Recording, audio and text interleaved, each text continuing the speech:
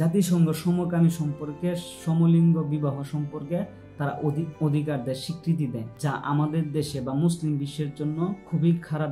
শরিয়া এবং ইসলাম পরিপন্থী। 2 নম্বরে আছে গর্ভপাতের স্বাধীনতা। জাতিসংঘ নারীর ব্যক্তিগত স্বাধীনতার নামে গর্ভপাতের স্বীকৃতি দেয়, কিন্তু ইসলামে গর্ভপাত কেবল মায়ের জীবন বাঁচানোর জন্য একমাত্র জায়েজ, অন্য কোনো উদ্দেশ্য না। 3 নম্বরে ইসলামিক আইনগুলো নিয়ে তারা সমালোচনা করে। ইসলামে আছে যে চুরি করলে হাত কাটা এবং দর্শন করলে শাস্তি দেওয়া, তাদের কাছে এইগুলা কোনো ভিত্তি নেই। 4 নম্বরে ধর্মীয় অনুভূতিতে আঘাতের নামে বাক স্বাধীনতা। রাসূল সাল্লাল্লাহু আলাইহি ওয়াসাল্লামকে নিয়ে কটূক্তি, ইসলাম বিদ্বেষী কার্টুন, জাতিসংঘ এগুলাকে রক্ষা করে বাক স্বাধীনতা হিসাবে। কিন্তু মুসলিম বিশ্ব কোটি কোটি মানুষ এগুলোকে কোনোদিন সমর্থন করে না। ধর্মীয় অনুভূতিতে আঘাত কোনোদিন স্বাধীনতা হতে পারে না, আর এটা হলো নিপীড়ন। 5 নম্বর আছে জেন্ডার নিরপেক্ষ ও পরিবার ব্যবস্থা। জাতিসংঘ এখন ছেলে মেয়ে ভেদাভেদহীন জেন্ডার নিরপেক্ষ নীতি চাপিয়ে দিচ্ছে। 6 নম্বর আছে ইসরায়েলের প্রতি পক্ষপাত। গাজায় মানুষের লাশ পড়ছে, রথে শিশুরা ভেসে যাচ্ছে, ক্ষুধার যন্ত্রণা হাহাকার করছে, খেতে পাচ্ছে না, কিন্তু জাতিসংঘ পশ্চিমাদের